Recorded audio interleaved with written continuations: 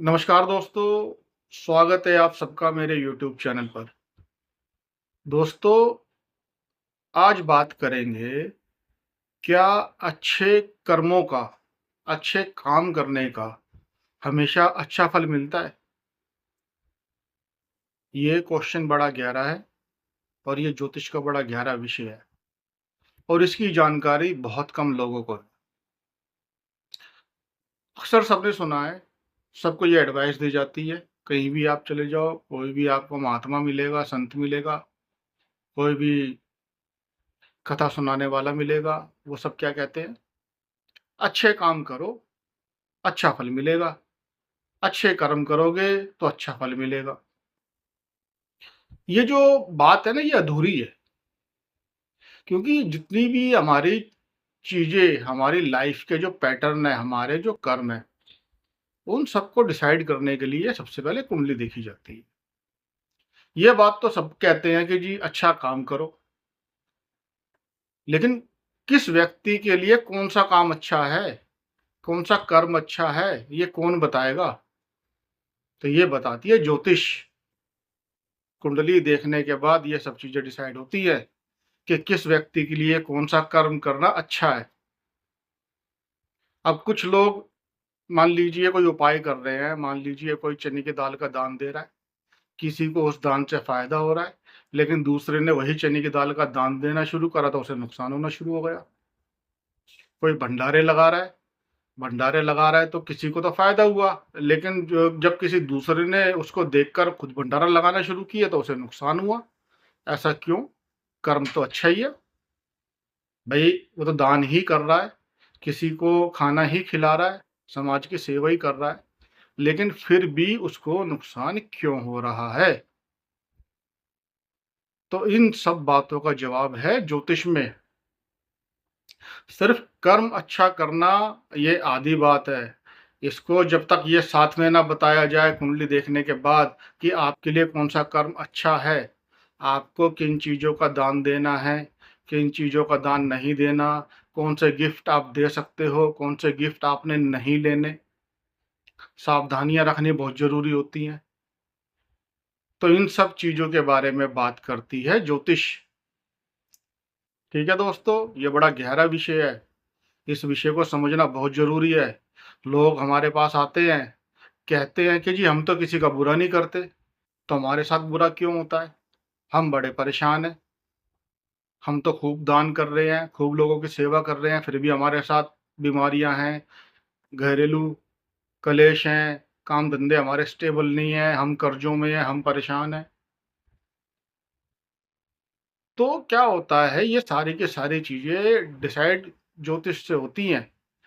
भई सबसे पहला तो देखो हमारे जीवन में जो भी सुख-दुःख है उसके लिए प्रारब्ध, पिछले जन्मों में जो व्यक्ति ने कर्म करे उनका फल तो हमें मिलता है, ठीक है? उसके हिसाब से हमारी दशाएँ तय होती हैं। हम किस घर में पैदा हुए, हमें कौन से माँ-बाप मिले, कौन से भाई-बहन मिले, कौन-सा पास-पड़ोस मिला, हमें कैसी हेल्थ मिली, हमारी बुद्धि का कितना विकास हुआ, हम कितने इंटेलिजेंट हैं, ये सब हमारा प्रारब्ध तय करता है। और फिर जो हमारी इस जन्म की कुंडली है, उसको देखने के बाद ये तय होता है कि इस इंसान के लिए कौन-सा कर्म करना अच्छा है। जैसे हम कई बार बच्चों की कुंडली देखने के बाद ये बताते हैं कि भाई इसको इस फ़ील्ड में जाना चाहिए, वहाँ ये सफल होगा। अब लोग काम-धंधों की परेशानियाँ लेकर आते हैं, तो उनको बताया जाता है कि कुंडली देखने के बाद कि आप इस ग्रह से संबंधित काम करो, तब आपको इसमें फ़ायदा मिलेगा। अब ज़्यादातर लोग क्या होता है कि जब परेशान होते हैं ना, तो ग्रह उनको परेशानी की तरफ ही लेके जाता है, इसलिए वो परेशान होते हैं और वो उस ग्रह से ही संबंधित चीज़ों से कनेक्टेड होते हैं, जैसे वो काम में होते हैं, प्रोफ़ेशन में होते हैं। ज़्यादातर वो कपड़े भी उसी रंग के ही पहनते हैं जो ग्रह उनको परेशान कर रहा है। अब जैसे शनि की परेशानी को देख लीजिए, मैंने अक्सर देखा है, लोग आते हैं, जब मैं उनकी कुंडली में देखता हूँ कि शनि परेशान कर रहा है, तो मैं पूछता हूँ, "जी, आपके पास काले रंग के कपड़े ज़्यादा हैं क्या?" कहते हैं, "हाँ जी, हम तो काला ही पहनते हैं।" राहु परेशान कर रहा होता है, तो कहते हैं कि जी, हम तो नीले ही ज़्यादा पहनते हैं। तो जो ग्रह जब परेशान करता है, तो वो उस घर में, उस व्यक्ति के जीवन में अपनी जगह बना लेता है। इसको कहते हैं ग्रह का बोलना, कि ग्रह बोलता है, बताता है मैं आ चुका हूँ, मैं मौजूद हूँ, आई एम प्रेजेंट, लेकिन वो देखेगा कौन? भाई उस ग्रह की भाषा तो एस्ट्रोलॉजर ही समझ पाएगा, वो भी जिसको अच्छी नॉलेज है, जिसके पास लंबा तजुर्बा है। ठीक है, अब जैसे ज्योतिष में बहुत सारी सावधानियां कही गई हैं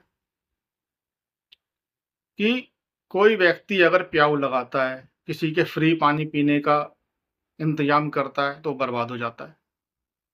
बताइए, वो तो अच्छा ही कर्म कर रहा है, किसी को पानी पिला रहा है, तो बर्बाद क्यों हो रहा है? क्योंकि इसके पीछे ग्रहों की पोजीशन होती है कुंडली के अंदर। कर्म अच्छा कर रहा है, लेकिन उसका फल उसे क्या मिलेगा? बुरा मिलेगा। कैसे ही कोई अगर अनाथ बच्चे को गोद ले लेता है, तो वो परेशानी में आ जाता है। कोई अगर बच्चों के लिए किताबें, कॉपी, पेन जैसे स्टेशनरी का सामान होता है, वो अगर बच्चों को देता है फ्री में, तो वो बर्बाद हो जाता है। कोई व्यक्ति अगर धर्मशाला बनाता है किसी के रहने के लिए, फ्री रहने का साधन करता है लोगों के लिए, वो बर्बाद हो जाता है। क्यों होता है? क्योंकि इन सब के पीछे उन लोगों की कुंडली काम कर रही होती है, उनके ग्रहों की पोजीशन काम कर रही होती है। वो बेचारे तो अपनी तरफ से अच्छा ही कर रहे हैं, समाज का भला ही कर रहे हैं, लेकिन अच्छा करने के बाद भी उनके साथ बुरा हो रहा है। अब एक बड़ा योग बनता है कुंडली के अंदर कि कोई व्यक्ति अगर किसी भिखारी को रोज रोटी देने लगता है, तो उसकी कुंडली के कुछ ग्रह, कुछ योग ऐसे होते हैं, अगर मान लीजिए कुछ खराब होते हैं योग, तो अगर मान लीजिए वो व्यक्ति रोज किसी साधु को, भिखारी को रोटी देने लगता है, तो वो किसी न किसी झूठे मुकदमे में फंस जाता है और उसे जेल भी जाना पड़ता है। तो ये सब योग कुंडली में देखे जाते हैं। और एक अच्छा एस्ट्रोलॉजर, जिसको एक अच्छा तजुर्बा है, वही कुंडली में देख के बता सकता है कि कौन सी आपने सावधानियां बरतनी है। दोस्तों, ज्योतिष व्यक्ति के जीवन में सुधार लाती है, बिल्कुल लाती है, 100% लाती है। लेकिन जब ज्योतिष के नियमों को पूरी तरीके से माना जाता है, तब जीवन में सुधार आता है। तो ये बड़ा मैंने आपको एक रहस्य वाली बात बताई है, जिसके बारे में बहुत ही कम लोगों को पता है। तो इसलिए अपनी कुंडली जरूर दिखाएं। कुंडली दिखाने के बाद ही डिसाइड होता है कि आपको कौन सा कर्म करना है, कौन सा दान देना है, आपको क्या करना है, क्या नहीं करना। ये सब चीजें कुंडली डिसाइड करती है। ठीक है दोस्तों, तो इसलिए सिर्फ ये सोच के कि जी हम तो अच्छा काम कर रहे हैं, हम तो दान दे रहे हैं, हम तो लोगों की सेवा कर रहे हैं। अब जैसे एक योग कुंडली में होता है, हम कहते हैं जी घर में मंदिर मत बनाना। बताइए, मंदिर बनाने में क्या बुराई है? लेकिन होता है, कुंडली में ऐसे योग होते हैं कि घर के अंदर मंदिर बनाओगे और वहां पर आप घंटियां बजाओगे तो बर्बाद हो जाओगे। अब होते हैं लोग, कुंडली में ऐसे योग भी होते हैं जिसमें हम ये कहते हैं कि भाई आप मंदिर में मत जाना, सिर्फ बाहर से ही हाथ जोड़ लेना, दर्शन कर लेना। अब बताइए क्या बुराई है इसमें? लेकिन ज्योतिष बड़ी एक बड़ा गहरा ज्ञान है, एक बड़ा गहरा विषय है। बहुत रिसर्च के बाद ये सब सावधानियां, ये सब चीजें ज्योतिष में आई हैं। इसलिए कुछ ग्रहों की पोजीशन देखने के बाद, कुंडली देखने के बाद कहा जाता है कि भाई आपको मंदिर नहीं जाना। ठीक है, तो ऐसी बहुत सारी सावधानियां रखनी पड़ती हैं। अब जो लोग ये सावधानियां रखते हैं, तो वो अपने जीवन को धीरे धीरे ऊंचाई की तरफ ले जाते हैं, उनका जीवन धीरे धीरे अच्छा होने लगता है। और जिनको ये सावधानियां पता नहीं है, वो बेचारे सब कुछ होते हुए भी धीरे धीरे जीवन उनका खराब होने लगता है, उनके जीवन में परेशानी आने लगती हैं। तो सिर्फ ज्योतिष एक ये विषय नहीं है कि जी ये तो मेरी राशि है और मेरी तो ये दशा चल रही है, यूट्यूब पे रोज 2-4 वीडियो देख ली कि जी ये ग्रह ऐसा चल रहा है, अब मेरी राशि में ऐसा हो रहा है। ऐसा नहीं होता। हर किसी की कुंडली अपने आप में अलग होती है,